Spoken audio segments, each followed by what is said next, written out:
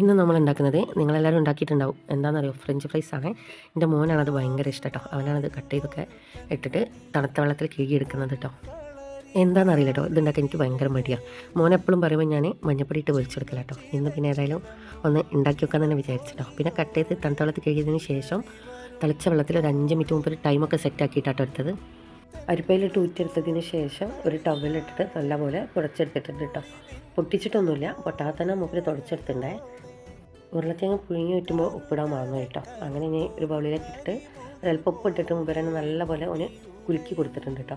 പിന്നെ കുറച്ച് കോൺഫ്ലവർ കൂടി ഇട്ടിട്ട് നല്ലപോലെ ഒന്ന് കുലുക്കി എടുത്തിട്ടുണ്ട് കേട്ടോ. പിന്നെ ഓയിൽ ഒഴിച്ചിട്ട് ഒന്ന് ചൂടാക്കിയാൽ മതി എന്ന് പറഞ്ഞിട്ട് അതുകൊണ്ട് കുറച്ച് നേരം ഒന്ന് ചൂടാക്കി ഞാൻ കോരി എടുത്തിട്ടുണ്ട് കേട്ടോ.